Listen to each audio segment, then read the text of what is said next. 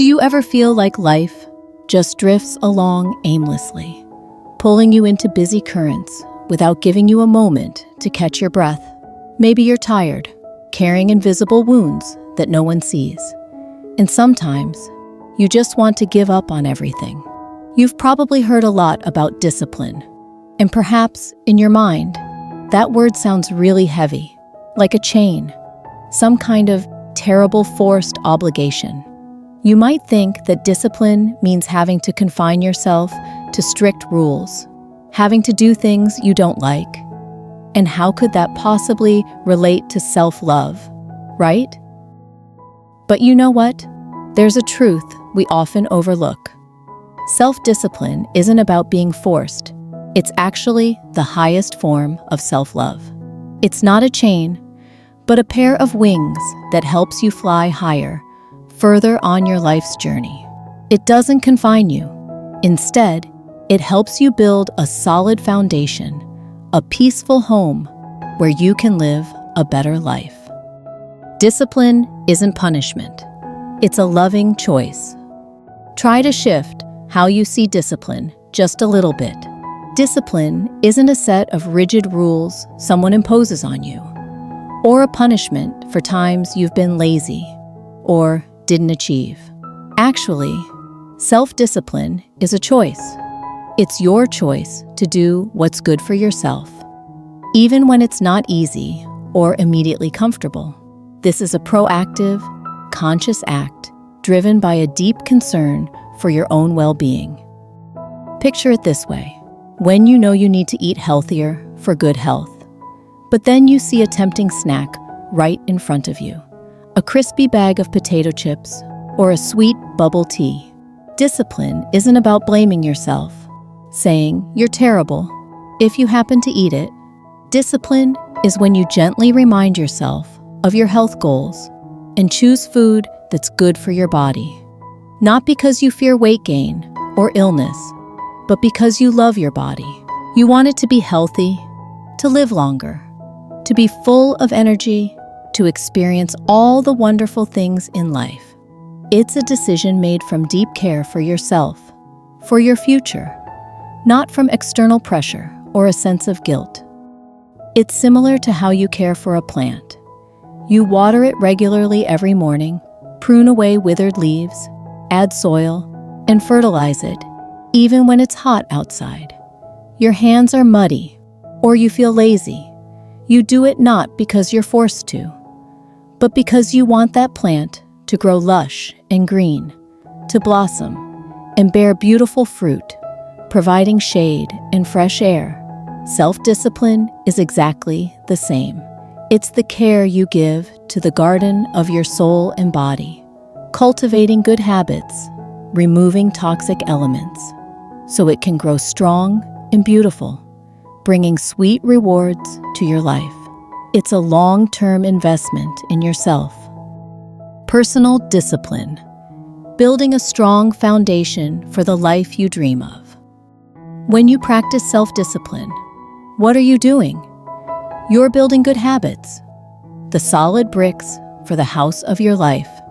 You're learning how to manage your time so you can do important things that truly matter to you, instead of letting time slip away on unproductive activities. You're making time for learning new things, developing skills, or simply consciously resting, recharging your energy. All of these actions are like meticulously laying each brick to build a sturdy, resilient house that can shelter you from life's storms. You might feel tired from an overwhelming job or from complicated relationships that drain your energy. You might feel like you don't have enough time for yourself, not enough energy to do what you love, or even to think about what you want. That's when self-discipline becomes your companion, your architect. It helps you reorganize your life, prioritize what's truly important, and eliminate things that are uselessly draining your energy. For example, you want a clearer mind, a more alert brain for work and enjoying life, but you often stay up late scrolling social media, or binging shows, using your phone until the wee hours. Self-discipline here isn't about immediately forcing yourself to go to bed early in an extreme way that makes you feel miserable and likely to give up. Instead, it's about gradually adjusting your schedule, forming the habit of turning off your phone an hour before bed, and perhaps reading a book or listening to calming music instead. You do this not because someone forces you or because of a harsh rule, but because you know that good, sufficient sleep will make your mind clearer and give you abundant energy to face the new day with positivity. You do it because you love yourself enough to give yourself the rest you deserve, to take care of both your physical and mental well-being.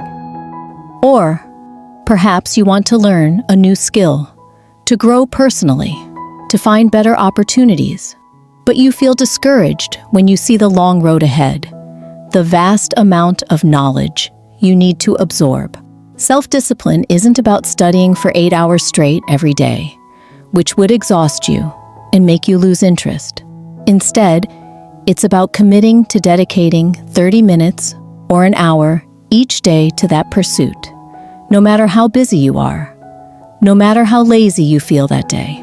Those 30 minutes might not make you an expert immediately, but they create consistency, a continuous flow of knowledge, and more importantly, they show that you value your growth, you invest in your future, you're planting a seed for tomorrow, and you're patiently nurturing it with love and perseverance. Overcoming obstacles, the voice of hurt and exhaustion. When you're feeling deeply hurt or extremely tired, hearing about self-discipline can sound incredibly difficult, even illogical and distant. You might think, how can I discipline myself when I don't even want to do anything, when I have no energy at all? Or, I've tried too hard already.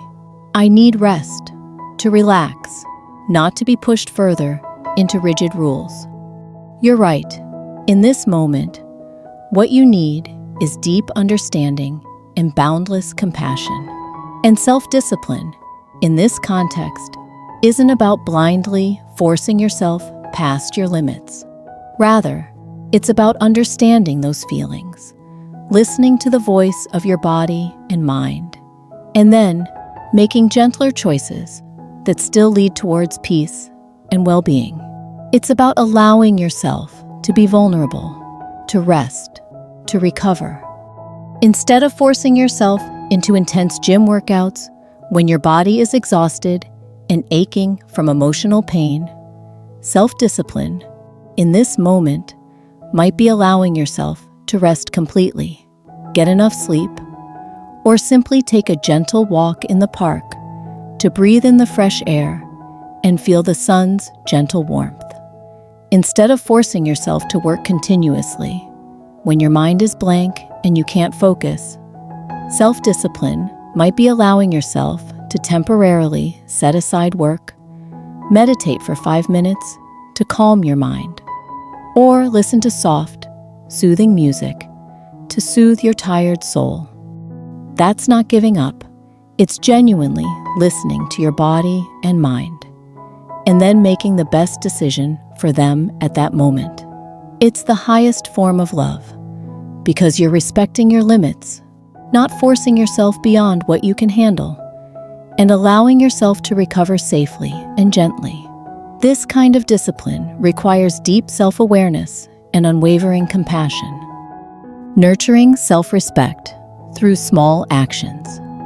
Every time you take a small, disciplined action, whether it's completing a task on time, refusing something unhealthy, like fast food, or staying up late, or making time to learn something new, you're sending a strong and positive message to yourself. You can do this, and you deserve to live a better, happier life. These small actions accumulate, like bricks building a solid fortress wall. Each firm brick reinforces your belief in yourself, in your capabilities. You'll gradually see that you have the ability to control your life, the ability to make conscious choices, instead of being swept away by chaotic currents. Your self-respect will grow, not from immediate, grand achievements recognized by others, but from consistent perseverance and an unwavering commitment to yourself. When you practice self-discipline, you're proving to yourself that you are reliable. You set goals for yourself, and you work towards achieving them, little by little. This creates an internal sense of accomplishment, a deep inner peace, a quiet pride that no external praise or recognition can provide. It's like you made a promise to yourself and you kept it. That feeling is wonderful, isn't it? It doesn't just help you achieve goals, but it also nourishes your soul, helping you feel stronger, more valuable, and more purposeful in your own life. Discipline isn't perfection, it's unwavering persistence. Perhaps you're still worried that you won't be able to maintain discipline. You'll have days when you're utterly exhausted, moments when you want to completely give up, to let everything go. That's completely normal and an unavoidable part of any journey. Discipline doesn't demand that you be perfect. It doesn't demand that you never make mistakes or stumble. Discipline just requires persistence. Persistence doesn't mean you never fall. Persistence means you always get back up after every fall, dust yourself off, and keep moving forward, even if it's just a tiny step. Like a river, it never stops flowing, even if it encounters treacherous rapids, winding bends, or dams blocking its path. It just continues its flow, persistently and without stopping, and eventually it will reach the vast ocean. Or, like a tree, even if it's knocked down by a storm, it still tries to sprout again, stubbornly clinging to the earth. Accept the days when you can't do everything according to plan, the days when you feel sluggish and want to retreat. Allow yourself to rest when your body and mind need it. But afterward, gently remind yourself to return to your commitments, to the path you chose out of self-love. There's no need to be harsh, no need to blame yourself for moments of weakness, just a gentle return, full of understanding and compassion. Each time you do that, each time you overcome procrastination and return to discipline, you strengthen the bond of love, trust, and respect with yourself. You're learning to forgive yourself and to keep moving forward. That is true inner strength. Dear friend, the journey of self-love is a long and beautiful one, a journey of continuous discovery and growth. Self-discipline is the most reliable guide, the most loyal companion on that journey. It's not something distant or overwhelming. It starts with small choices, kind actions you do for yourself every day. It begins with you realizing that you deserve a better, happier life, and you have the ability to build that life for yourself. If you're tired, allow yourself to rest and recover.